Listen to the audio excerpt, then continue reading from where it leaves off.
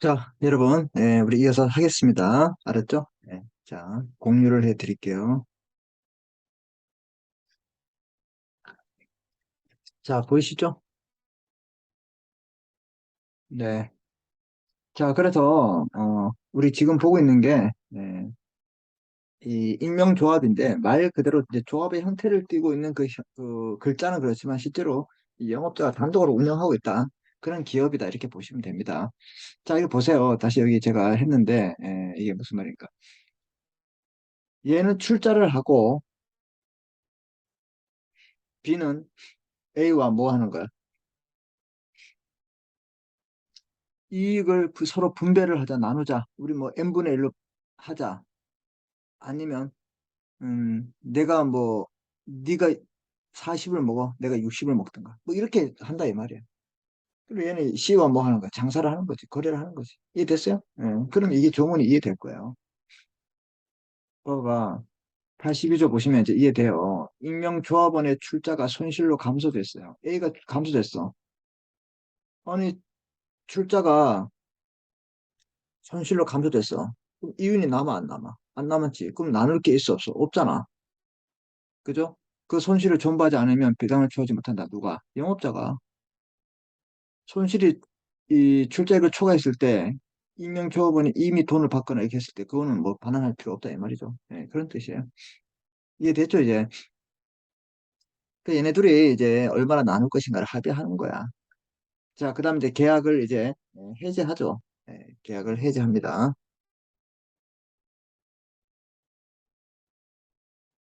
계약을 해지하면 내가 타임을 안 눌러.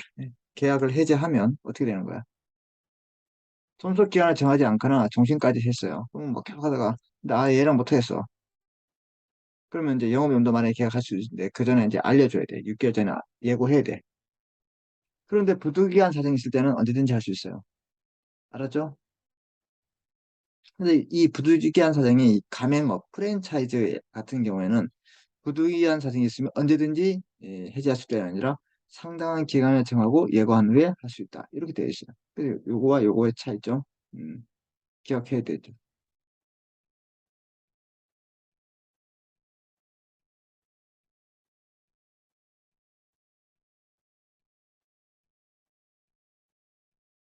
이런 것들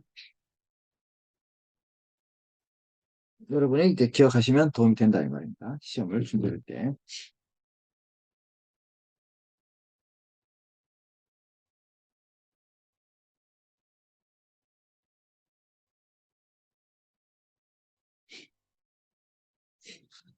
자, 그 다음에 이제 이런 이제 익명조합에 대해서 이제 계약을 종료할 때는 어떻게 해야 될 것인가 이렇게 보시면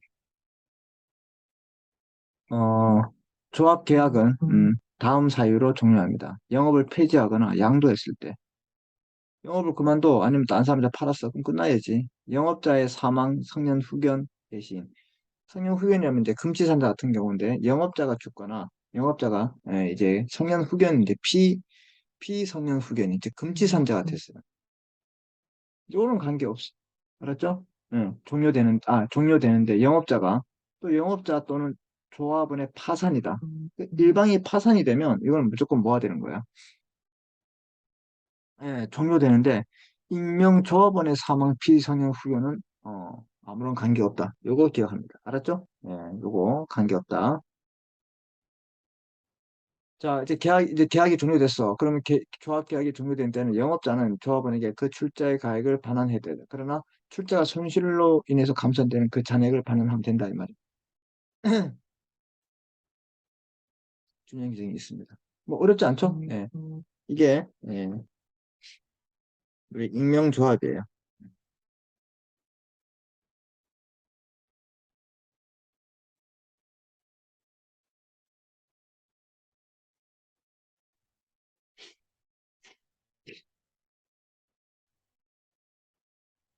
자, 그래서 이제 우리가 조문을 받기 때문에 여기 있는 내용들을 다시 한번 우리가 이제 봅니다. 내부 구조. 즉 A와 B 사이에서 익명조합원의 의무는 출자를 해야 되죠. 손실 부담, 약정이 있는 것으로 추정하고 있습니다. 손실 분담 의무가 있어요. 아니, 뭐 이윤이 없으면 뭐 N분의 1을 못하는 것처럼 G 분량도 의무가 있고 자, 임명조합원의 이제 권리가 있죠. 이익 분배 청구권. 우리 나누자. 뭐 5대 5다, 6대 4다. 영업집행 청구권, 경업피지 감시권이 있죠. 뭐 이런 것들 여러분들이 가볍게 읽어보시면 되고 외부 관계 보세요. 영업자와 제3자. 임명조합은 경제적으로 공동기업을 일주지만 법률적으로 영업자만이 영업주체로서 제3자와 법률 관계를 갖고 있습니다. 아까 그랬죠? B와 C가 거래한다. 임명조합원과 제3자는 아무 관계가 없어요. 임명조합원은 영업자의 행위에 관해서 제3자에서 어떤 권리 의무도 없고 책임도 지지 않습니다. 이해했죠? 그래서 임명조합원은 영업자를 대리할 권한도 없어요. 그냥 무조건 출자하고 난 쓰다 마우스 숨어있다. 이해됐습니까? 예, 이런 관계를 말하고 있습니다. 종료 및 효과를 보시면 해지할 수 있고 법정 사유로 당연히 종료된다. 아까 했잖아. 해지할 수도 있고 종료된다. 요거 기억합니다. 영업자는 임명조합원에게 그 출자 가액을 반환해야 됩니다. 그러나 손실을 있을 때는 잔액만 하면 돼요. 이해됐죠? 이게 바로 임명조합원이에요. 그래서 나라에 대해서 이제 바뀌지 않고 그냥 장사 잘 사람만 이렇게 투자한다 이 말입니다. 그 투자한 사람들하고 합의 보는 거죠. 우리 N분의 1로 하자. 아니면 6대 4로 하자. 이렇게 하는 약정을 우리가 임명조합이라고 그래요. 이해됐습니까? 예. 자, 그 다음에 이제 좀 한술 더 떠서 더 큰 사이즈로 갈 수 있는 게 바로 합자조합입니다. 합자조합. 이 합자조합도 바로 공동기업입니다. 여러분 제가 올려드리는 이 자료 무조건 출력해서 수업을 들어야 돼요. 알았죠? 그래서 이제 혹시 출력 안 했으면 스탑 해놓고 들으셔야 됩니다. 아니면 이거 뭐 아이패드에서 그대로 들으시면 되고. 이해됐죠? 세상 좋아졌어요. 그죠? 어, 아이패드 좋죠? 뭐 갤럭시 탭에 쓰고. 자, 근데 여러분 이제 그런 게 좀 있습니다. 우리가 이제 이 종이로 공부하실 때는 이제 그 연구 결과에 보면 학습 인지 능력이 되게 뛰어나요. 그리고 스마트폰하고 이제 노트북이나 TV를 보면 그냥 수동적이 돼요. 피동적. 그래서 계속 TV 보면서 막 생각을 합니까? 걔가 요즘 오죽하면 뭐 책도 읽어주는 오디오 앱이 있죠. 예. 무슨 말인지 이해됐습니까? 그게 사람의 지능을 떨어뜨리는 관계가 됩니다. 그래서 저는 여러분에게 저번에 한번 말씀드렸죠. 이 프린트를 해가지고 이제 쓰면서 체크하고 아이패드에서는 이제 복습하면서 다시 한번 체크하고 뭐 이렇게 하는 방법이 좋지 않나 이런 생각을 합니다. 뭐 사람마다 다 차이가 있겠지만 무슨 말인지 이해됐어요? 자, 그런데 뭐 처음부터 뭐 자기가 좋은 방법을 택할 수 있는데 아, 이 학습을 할 때는 페이퍼. 여러분들 보세요. 이 종이를 공부하는 게 더 낫지 않나? 모르겠어요, 일단. 네. 여러분 알아서 선택하십시오. 예. 자, 그 다음에 보시면 합자 조합도 공동기업 형태인데 얘도 계약이에요. 특수한 계약인데 자, 합자 조합도 공동기업 형태야 얘도. 근데 합자 조합은 얘도 기업인데 얘도 등기를 해. 등기를 함으로써 법인격이 생기는 그런 등기가 아니라 얘는 이제 우리가 합자 조합이라는 걸 너희들에게 알려준다는 공시 효과로서의 이게 뭐야 등기입니다. 근데 회사가 있어요, 회사. 합자 회사가 있다. 꼭 기억합니다. 합자 회사는 상법상 회사이기 때문에 얘는 등기를 해야지만 성립이 돼요. 얘는 보세요. 등기하지 않더라도 성립하는데 문제가 없어. 그럼 등기를 왜 하냐? 공시효과가 있다 이 말이에요. 공시효과. 공시란 말은 우리 이런 조합이 공동기업 형태가 있습니다. 알려주는 거야. 네. 그래서 이제 합자 조합 같은 경우에 이 구성원들이 무한 책임 조합원과 유한 책임이 있어요. 그 무한 책임이란 말은 회사의 채권자에 대해서 끝까지 책임을 져야 돼. 유한 책임 같은 경우는 자기가 투자한 부분에 대해서만 책임을 져. 이해됐습니까? 예. 그거 말하고 있는 거예요. 그거. 자, 그래서 어, 합자 회사도 무한 책임 사원과 유한 책임 사원이 있습니다. 그래서 얘는 이제 그 회사는 전부 다 영리성이 있어야 돼요. 이윤 추구해서 그 분배를 하고 그다음에 등기를 합니다. 법인성이라고 말하는 등기예요. 이렇게 설립 등기를 하면서 태어나는데 얘는 그냥 등기 안 해도 태어나요. 근데 등기를 왜 하냐? 이 공시 효과가 있다. 이렇게 되어 있습니다. 그래서 이 합자 조합 같은 경우에는 그 회사하고의 좀 차이점이 있어요. 예, 그런 것들을 좀 보면서 우리가 이제 공부해 보도록 하겠습니다. 자, 합자 조합은 조합이에요. 조합의 업무 집행자로서 조합 채무에 대해서 무한 책임을 지는 조합원. 아, 무한 책임 조합원이 있다. 그럼 끝까지 책임지는 거야. 누구에게? 채권자에게. 예. 그다음에 출자 가액 한도에서 유한 책임을 지는 조합원.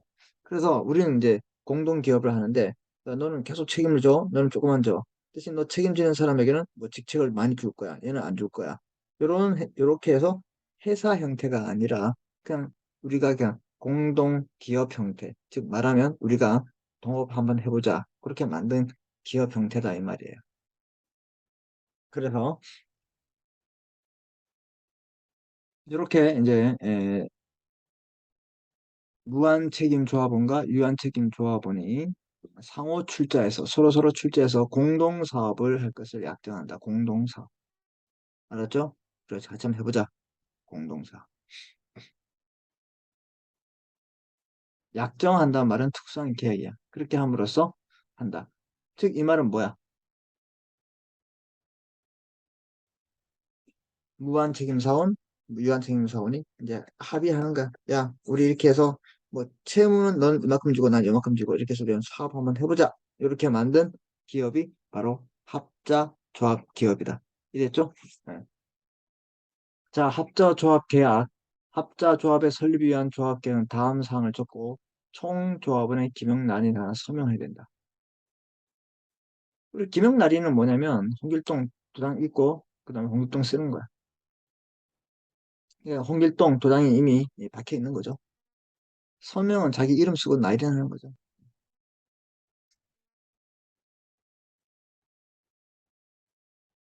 그래서 뭐 목적, 명칭, 주소 뭐 이런 거 써요. 여러분 이건 뭐 그렇게 중요하지 않아요. 아, 이런 거를 쓰는구나. 이런 것들을 우리가 이제 그 합자 회사에서는 우리가 이걸 뭐라 그러냐. 음, 정관이라 그러죠. 그럼 계약서를 쓰는 거예요. 예, 계약서를 계약서에 이런 내용들을 쓰는 거야. 그리고 등기를 하는데 업무 집행 조합원이 있어요. 자, 보세요. 무한 책임을 지면 책임이 되게 무겁잖아. 그럼 이 사람은 회사에 대표할 수 있고, 그 조합을 대표할 수 있고, 업무를 집행할 수 있는 권한을 줘야 돼, 안 줘야 돼? 줘야 되겠지. 그래서 거기다, 어, 업무 집행 조합원은 합자 조합 설립 후 2주 이내 주된 영업소 수재지에서 다음 사항을 등기한다. 등기는 공시하는 거지, 설립이. 등기하면서 태어나는 게 아니야. 이 사람들은 그냥 뭐 하면서 이렇게 약정, 합의하면 되는 거야. 합의하면 생기는 거예요. 알았죠? 그럼 등기를 왜 한다고?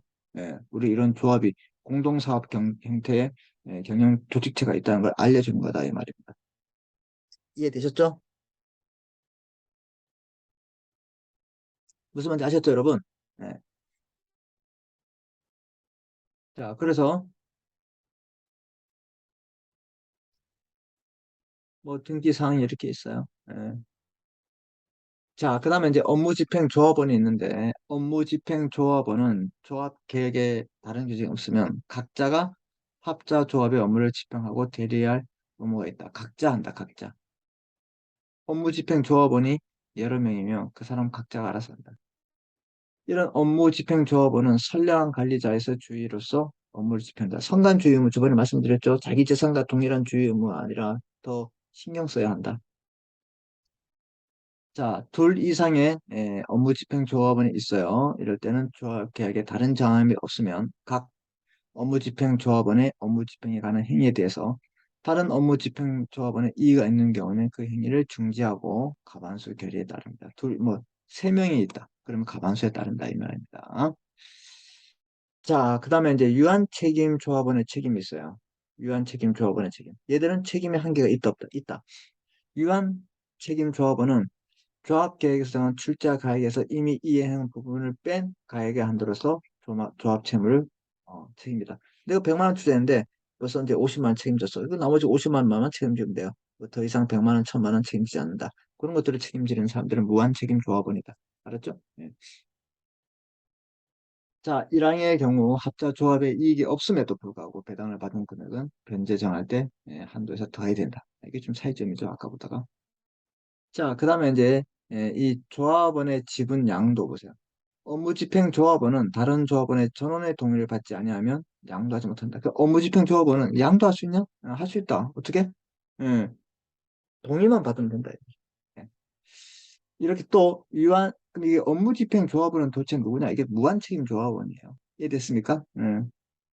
그 다음에 이제 유한책임 조합원의 지분은 조합계약에서 정한 바에 따라 양도할 수 있습니다. 유한책임 조합원의 지분을 양수한 자도 그 지위를 당연히 승계하죠. 예. 가태료는 이렇습니다.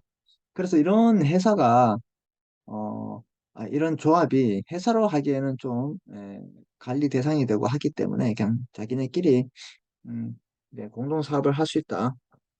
그런 형태로 새로 들어왔습니다. 2012년도에. 예. 2011년도에. 예. 자, 그래서 보시면 합자 조합은 2012년 개정상법 등 새로운 공동기업 형태로서 도입이 됐습니다. 자, 그래서 무한 책임 부담하는 업무집행조합원 이해됐죠? 네. 무한 책임을 부담하는 업무집행조합원 무한책임조합원가 있습니다. 그 다음에 유한책임을 부담하는 유한책임조합원으로 선된 이원화된 합자 구조로서 합자에서 유사하다. 그러나 합자에서 달리 법인격이 인정되지 않는 게 특징이다. 얘는 뭐냐? 법인격이 없어요.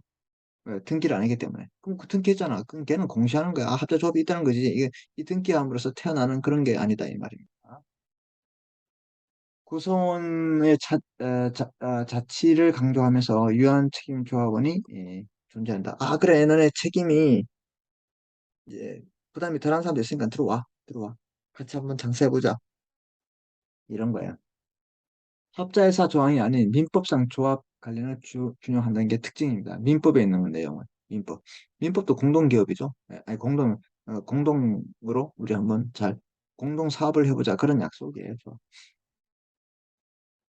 무한 책임을 지는 업무집행조업원 1인 이상과 출자 가액 한도로 해서 유한 책임을 지는 유한 책임조합 1원 이상이 상호 출자해서 공동 사업할 것을 약정하면서 이렇습니다.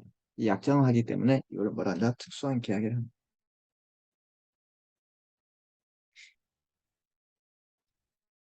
업무집행조합원의 인적사항, 출자 목적 등 등기 하도록 한 점은 일반 조합과 다르다. 그치만 이게 공시효까지 설립등기하네. 이런 걸 등기하는 거야. 왜 했는지. 유한 책임 조합원은 금전 현물 추정 안 하고 신용 멈춤에 인정되지 않는다.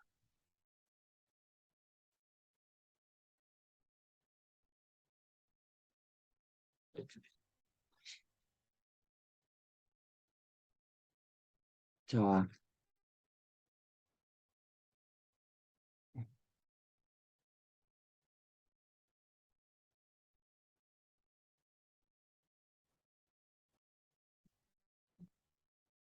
합자회사는 무한 책임 사원과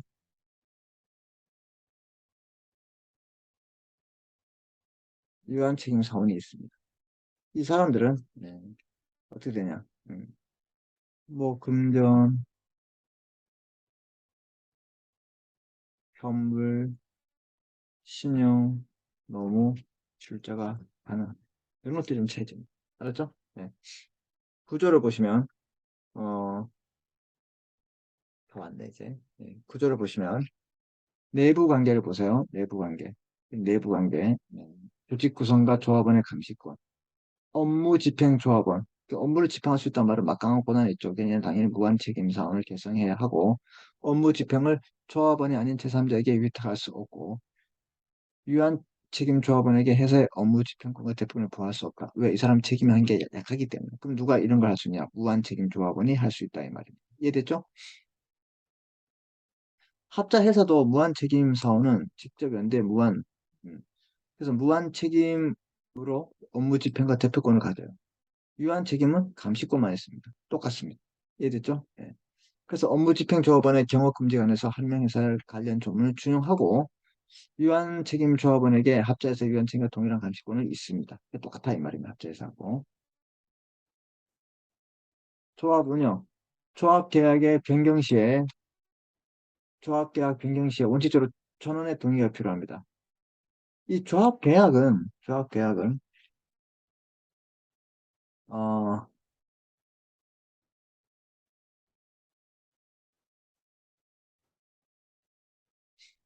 이 조합계약은 이제 정관하고 유사하다 보시면 돼요. 정관하고. 네.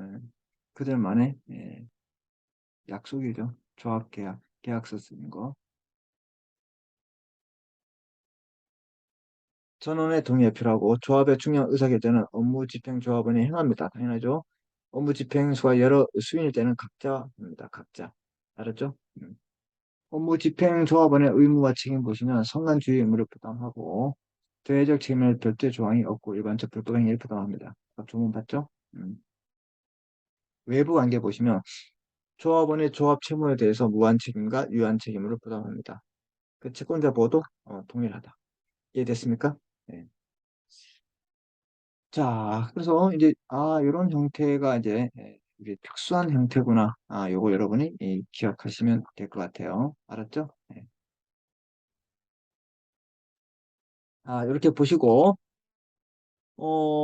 그 다음에는 이제 우리가 이제 그두 번째 자료에 보시면 이제 위탁 매매상, 보조상 이런 이제 이런 내용들이 나옵니다. 찾으셨죠? 자료? 예, 예, 보시면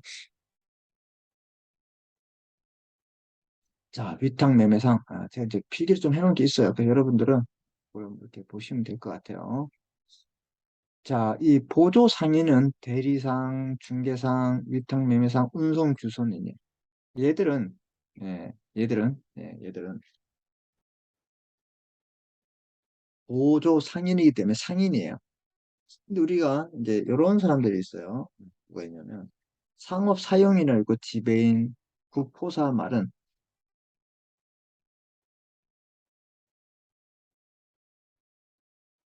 부분적 포괄 대리권을 가진 상업 사용인, 물건 판매 점포 사용인, 물건 점포 판 물건 점포 판매 사용인.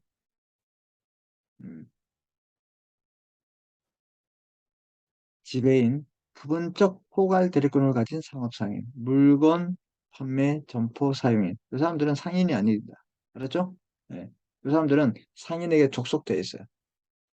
호주 상인은 상인을 위해서 한 독립된 상인이다. 이걸 기억하셔야 됩니다. 그래서 우리 지금 이거 이제 요거 배울 줄 이랬죠? 여기서 가장 중요한 게 이 보조 상인에서는 위탁 매매 상인이 좀 중요하고 상업 사용에서는 지배인이 중요하다. 이건 우리 상법 시간에 배웠으니까 생략하기로 하고 자, 아까 제가 여러분 앞에 보시면 특수한 계약할 때 요거 한 번 설명드렸어요. 예, 기본적 상행위와 준상행위. 위탁 매매인 요거 말씀드렸죠. 이게 나옵니다 이제. 자, 그래서 이 사례를 좀 먼저 보면요. 이 사례를 좀 보면 그 위탁 매매에서 나오는데 그 전에 우리가 이제 대리상 이제 이런 걸 이제 공부를 좀 해야 돼요. 대리상. 그다음에 중개인 이렇게 나오는데 여기 대리상 중개인은 되게 좀 찾게 돼 있어요.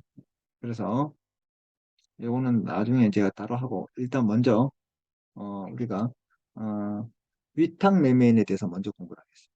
알았죠? 네, 위탁 매매인.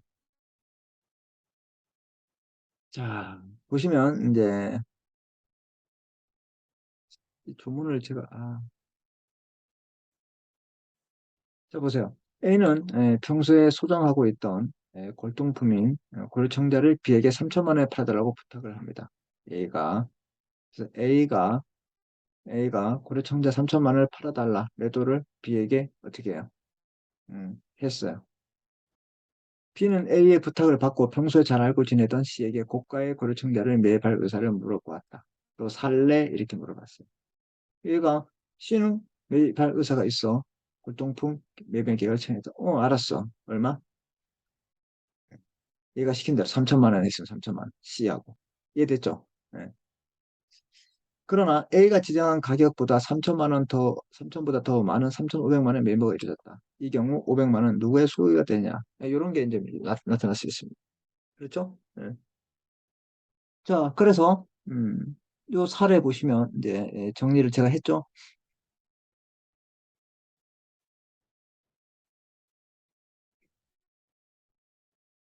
위탁자, 위탁자,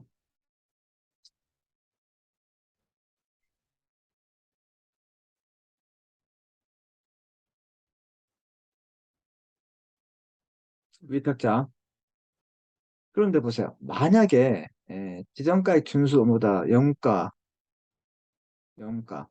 싸게 2,800만 원 했을 때 200만 원은 어떻게 될 것인가? 만약에 B가 직접 거래처를 매입할 수 있을까? 내가 봤을 때, 어,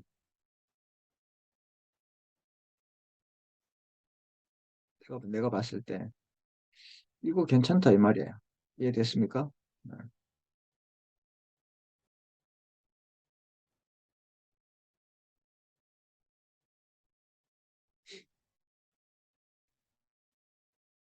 만약, 예, 얘가 봤을 때, 이거 내가 직접 사도 될까? 이렇게. 그래서 시세 있는 물건에 대해서 네가 직접 매입 가능하다, 이 말입니다. 이런 것들. 그 다음. 그리고 B와 C와의 관계에서 매매로 인한 재산은 누구의 것일까? 보세요. 얘가, 너 살래? 그럼 얘가 3,500만 원 받아 있어. 이거 누구 거야? 다 위탁자 겁니다. 위탁자 거. A의 것이다. B의 채권자 갑이 있었어요. 만약에 B의 채권자 갑. 별도의 갑이 있는데, 너 이놈, 네가 왜 나한테 돈 3천만 원 주겠는데, 나 3,500만 원 가지고 있네? 이거 나한테 줘. 이게 말할 수 있을 것인가? 안 된다. 무조건 이 위탁 매매상과 위탁자의 관계에서 재산은 누구 것이냐? 누구 거라고? 예. 누구 거냐면, 바로, 어, 바로, A의 거기 때문에, A의 거기 때문에, 예, A의 거기 때문에 라고 할 수 없습니다. 그렇죠? 그럼 여러분 생각해 보세요. 이런 게 어떤 경우일까요? 이런 경우가 펀드 매니저 같은 사람, 주로 펀드 매니저 같은 사람. 이해됐습니까? 그래서 우리 뭐 주식을 투자하는데 맡겨가지고 당신이 알아서 해. 근데 그 사람이 깡통 개를 준다? 그러면 우리가 뭐 책임 물을 수 있어요? 없습니다. 알았죠? 예.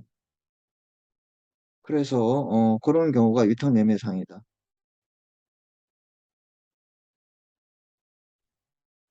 음, 음.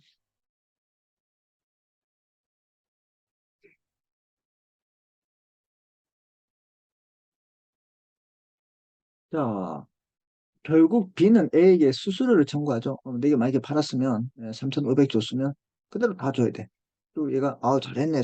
뭐 프리미엄을 더 주던 건 둘째 문제고 일단 얘는 뭐 돈을 받고 어떻게 되는 거야? 사는 사람이에요.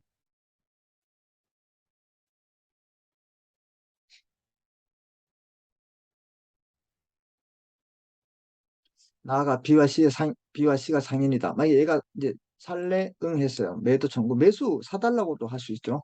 이럴 때 어떻게 되는 거야? 음. B와 C가 상인일 때는 상사 매매가 적용됩니다. 우리 배웠죠? 67조, 68조, 69조, 70조, 71조가 적용되는 거야. 이럴 때. 얘는 상인이야, 상인이 아니야. 얘는 상인이지. 이해됐습니까? 그럼 이런 걸 할 때 여러분들 딱 스탑해놓고 어떻게 해요? 적고 하세요. 알았죠? 자, 그래서 자 보시면 B의 입장에서는 주선이라는 개념이 나옵니다. 자기 명의, 하인 계산. 거래를 할 때 자기가 매도인이 되고 이 이유는 얘가 됩니다. 그래서 이걸 주선이래. 이해됐지? 자기 명의. 그럼 자기 명의는 뭐야? 권리 의무의 기속 주체가 나다. 계산은 경제적 이익의 기속 주체. 뭐야? 뭐야?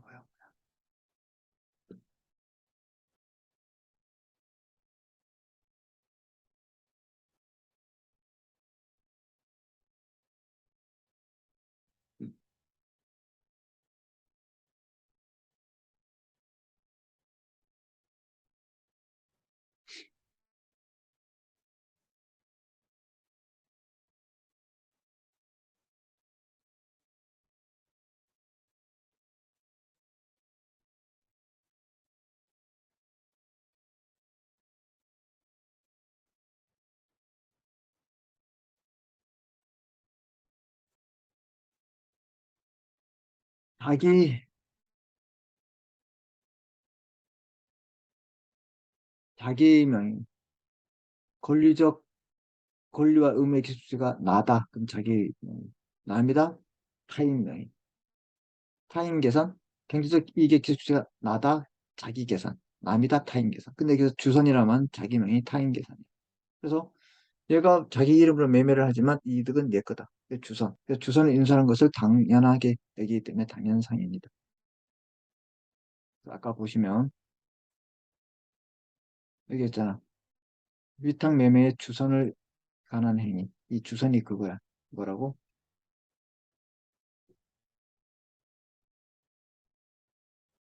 요걸 인수해야 돼. 관한 행위를 인수하는 걸 기본적 상행이라고.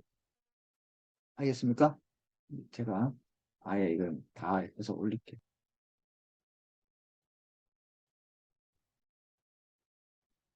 그래서 이걸 인수를 하기 때문에 당연상인이 되는 거야. 누가? 얘가. 얘는 당연상인이 돼. 얘는 당연상인이지.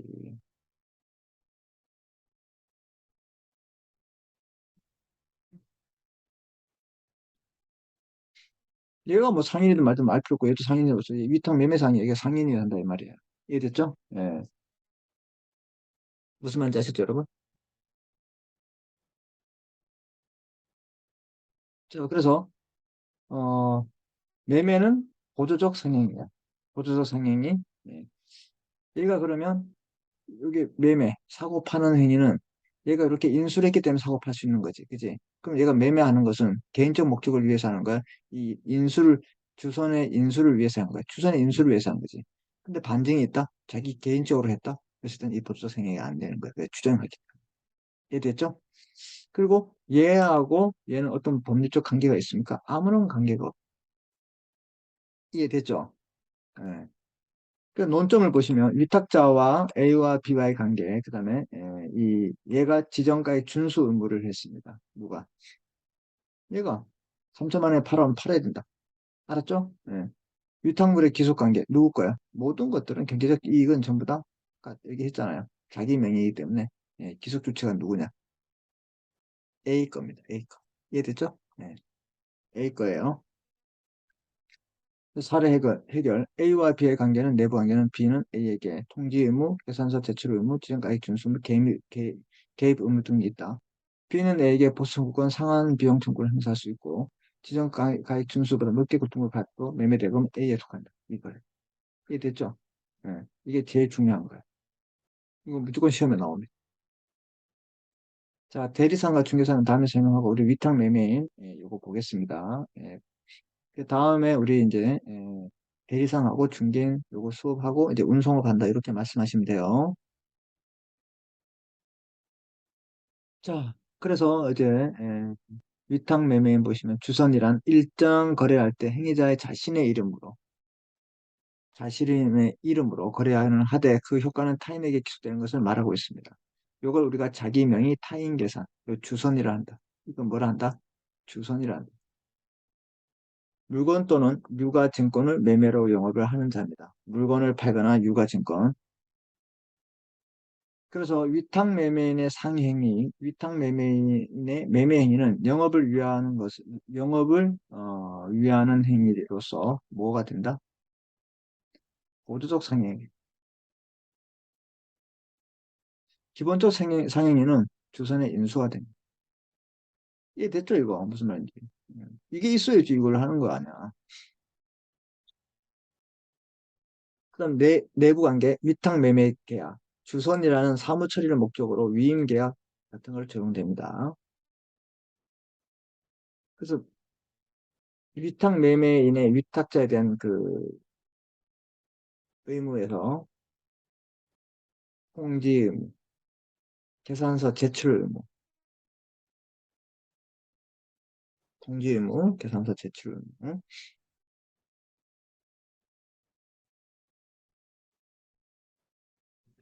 위탁물에 뭐 물건이 하자 있는지. 근데 중요한 건 지정가액 준수 의무, 개입 의무.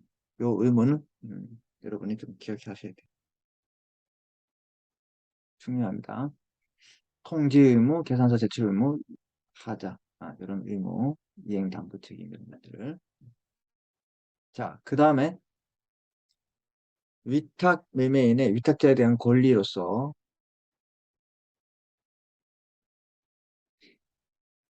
권리로서 어, 대위권, 대위권, 공탁 경매 유치권, 예, 그다음에 보선권 이런 것들이 있어요. 이런 권리.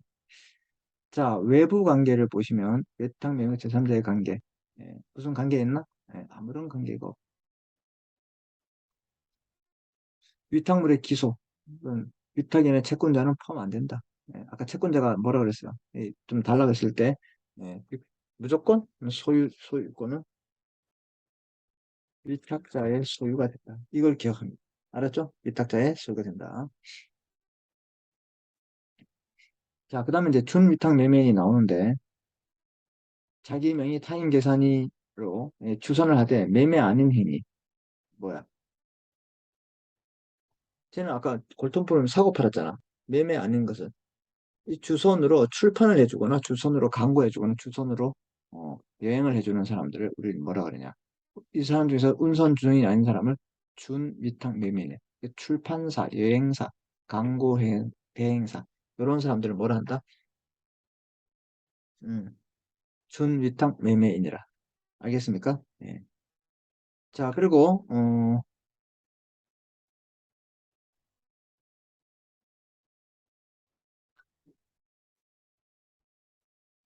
이건 이제 뒤에 보충 자료에 있는 걸 제가 앞으로 끌고 왔는데요. 여러분들 이거 보시면 위탁 매매 보시면 어, 그건 얘들을 좀 다 해야지만 되겠네. 그죠? 그래요, 여러분. 일단은 오늘은 이렇게 제가 요거까지 해서 요거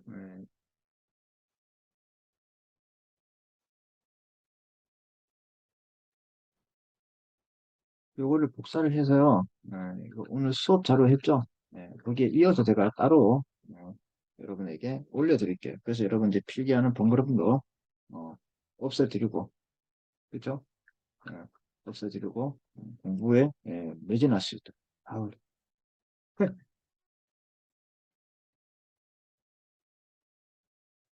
분이 이제 공부하는데 매진할 수 있도록 중요한 부분이죠.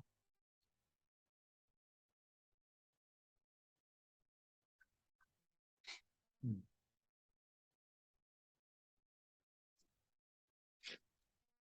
이렇게 해서 하고 다음에 이제 우리 대리상하고 중개상부터 한다. 이렇게 여러분이 저에게 말씀해 주면 돼요. 그래서 제가 어, 요거 오늘 수업한 내용 요거 이제 따로 이렇게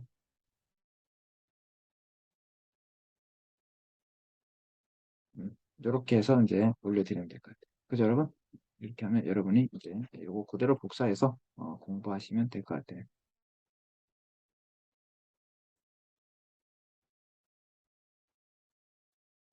자, 여러분, 요 자료 제가 올려드릴 테니까 출력해서 이제 편하게 들으시면 돼요. 알았죠?